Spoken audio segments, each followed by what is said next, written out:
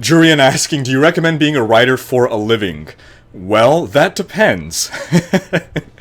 Do you enjoy writing?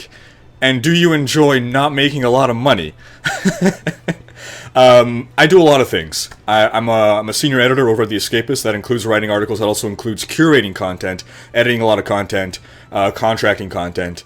Writing was a passion of mine, and I suppose still is, otherwise I wouldn't be doing it. But apart from that, writing is not where you make a lot of money. Let's just be clear here. There's not a lot of money in writing. Do it if you're passionate about it, though. Follow your passions. Apart from that, I do freelance graphic design. There's a lot more money in that, I suppose. I think the issue with writing is that people tend to undervalue how much to pay a writer, because everyone kind of feels like, well, I could write words, so writing, I don't put value in writing. Anyone could write.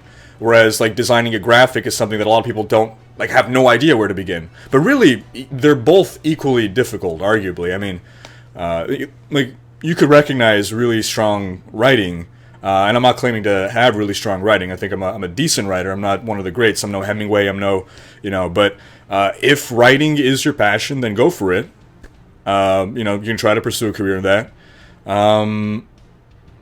And just see also what life has to offer to you. Be open to opportunities that come your way. I've been following a very circuitous path that has been keeping me happy, though.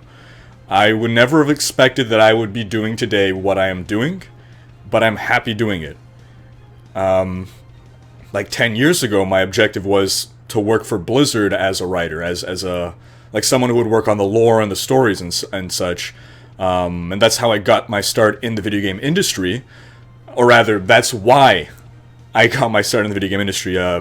Once I got out of university, basically, with a degree in science, which I guess now I'm technically putting to use as I do science and technology for The Escapist. But, what was I saying? Yeah, so anyone who has a passion in say, getting into the video game industry,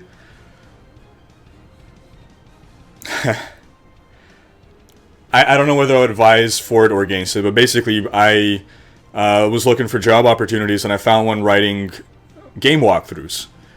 I didn't know at the time, but it was for Gamefront.com, which was formerly Filefront.com, which I was aware of that website from my Unreal Tournament days, Unreal Tournament 3 days, where it was used as a file hosting service for mods. It was the biggest site for mods. So I got a gig there, and I just wanted to get my foot in the door in the video game industry, because how do you sort of segue from a background in science, a degree in science, no writing credentials, how do you segue that into a writing job in the video game industry? So I just wanted to get my foot in the door in the video game industry in something writing related. From there, make contacts, because something that I refused to acknowledge when I was a lot younger was the whole mentality, it's not what you know, it's who you know.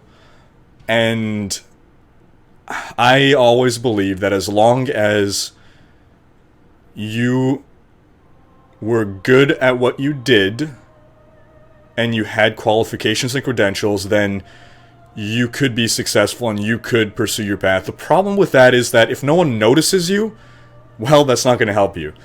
So it's not to say that connections are everything, but they are a big thing.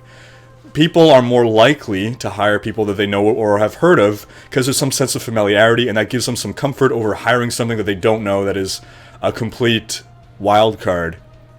So it does help to make connections. And I did that. And in fact, some of my freelance graphic gigs today are thanks to the connections that I made while working for Gamefront.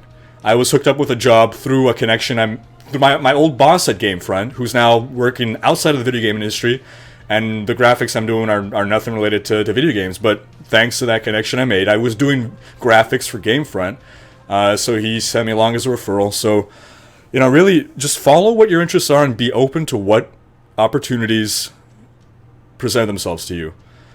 There are people, this is one guy I knew that I met a few years ago, and he just seemed to lead an amazing life full of all these awesome opportunities that he had. And we met him in a clan, and everyone was sort of like very impressed with him and wondering, how do you get these opportunities? And at the end of the day, the opportunities are all around us. We just have to learn to recognize them and be open to them and to saying yes when everyone else in the world says no. So this is very far from being Diablo related and very far from from answering the original question from Hasue about asking what if I'm a writer, or someone asked, who was it? Do you recommend being a writer? I'll stop pontificating at this point here. It was Hasue asking, yeah. Guitar Mike asking actually a great question. Let's talk, I don't know if it's IRL or IRI for a minute. He found a job close by, but I know nothing about cars. It's at a place like AutoZone. Any advice on how to go in on this job? Kind of off topic.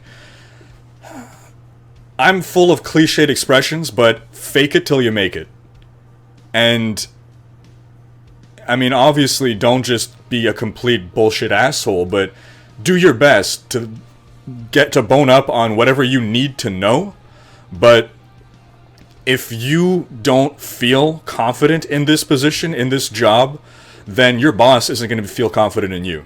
So feel confident that you can do it, that you have the qualifications and the capacities, and while you may lack a certain degree of knowledge, some very smart business people have said they would rather hire someone who has a passion for learning and a passion for the job and a strong desire to learn and to be a good employee and to progress into that field, than someone who has all the qualifications but isn't super enthused, is kind of just, this is a paycheck for me.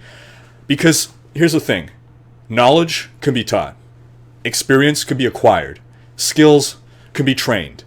What can't be trained and ingrained in someone is passion and enthusiasm and work ethic.